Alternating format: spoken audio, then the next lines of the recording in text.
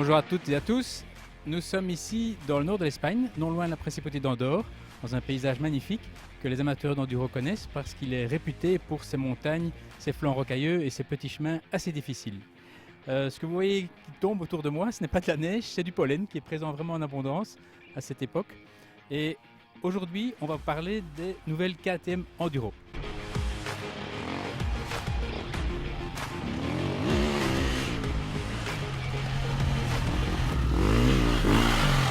Alors KTM est une marque qui n'est plus besoin de présenter en matière d'enduro, tant ses produits sont véritablement évolués depuis de nombreuses années, et aussi un petit peu parce que les concurrents, principalement japonais, il faut bien le dire, ont déserté un peu le marché. Donc KTM et ses cousines Husqvarna, puisque vous savez qu'elles sont fabriquées au sein du même groupe, sont vraiment les références du marché à l'heure actuelle, et je dirais qu'elles se caractérisent par un très haut niveau de performance qui est sans cesse amélioré. Par petites touches, puisqu'évidemment, comme ces modèles fonctionnent relativement bien déjà, même plutôt très bien, il est difficile de les changer radicalement et de les transformer du tout au tout. Alors, les modèles enduro sont au nombre de 7 dans la gamme KTM. Il y a 4 modèles 4 temps et 3 modèles 2 temps. Dans les 2 temps, donc, on retrouve la 300, bien connue, la 250 et une toute nouvelle 150, nouvelle cylindrée. Dans les 4 temps, on a la 250, la 350, la 450 et la 500. Alors comme chaque année, c'est un ensemble de petites modifications. Il faut bien chercher, mais vous pouvez déjà regarder la selle qui elle est quand même relativement différente. Elle est plus douce dans sa partie avant, un peu plus molle ici quand on veut se reposer sur les longues étapes et qu'on a la possibilité de se mettre un petit peu sur l'arrière de la selle. Elle est également d'une nouvelle couleur. Vous pouvez également voir que les ouïes d'aération paraissent plus fines. Du fait que les radiateurs ont été positionnés 12 mm plus bas. Donc ça dégage un peu la partie avant, ce qui est toujours bon quand on a la pratique de l'enduro.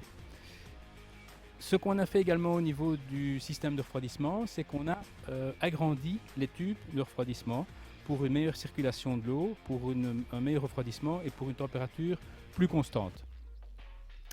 On a également changé les attaches moteurs ici. Dans un but de modifier un petit peu la rigidité de l'ensemble, et on a également touché au cadre. Le cadre ne change pas dans son dessin, par contre on a joué sur sa rigidité à différents endroits de manière à lui donner une certaine flexibilité.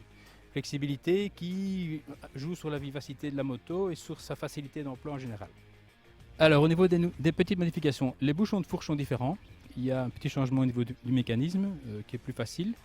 La fourche est également pourvue maintenant d'une petite bague qui coulisse de manière à nettoyer la fourche, mais aussi à vérifier un peu sa course. Le feu arrière a été revu dans son design. Les carters sont également d'un dessin différent. Et il y a bien sûr un travail sur le moteur. Enfin, quand je dis bien sûr, c'est un travail sur la culasse, sur la circulation des gaz, etc., qui est assez technique à expliquer et je ne vais pas rentrer dans les détails ici. Mais d'une manière générale, ces modèles sont extrêmement poussés au niveau de la recherche. Et comme je le disais en introduction, on ne sait pas non plus faire des modifications absolument énormes chaque année. Alors, on a eu l'occasion donc de rouler toute la journée sur ces 7 modèles différents. La nouvelle 150 est assez étonnante. Évidemment, elle a la maniabilité d'une 125, mais avec un petit peu plus de coffre, ce qui est très très agréable. Donc une moto très facile, très agréable, sur laquelle on se sent un petit peu revivre, tant elle est légère, tant elle est gaie.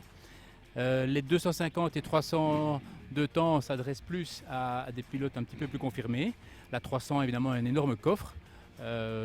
Elle peut également, grâce à ce coffre, évoluer à bas régime et je dirais être très efficace en terrain trialisant.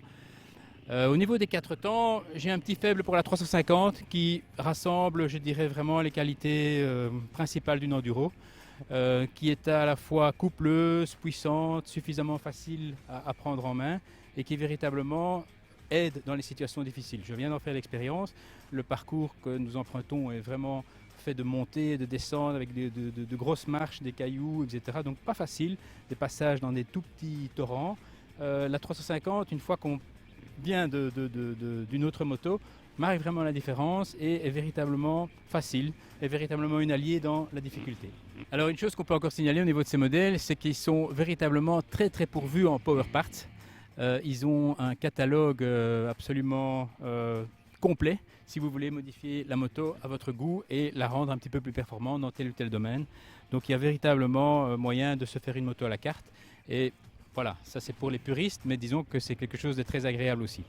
Voilà pour cette courte présentation de la nouvelle gamme KTM Enduro, le modèle EXC.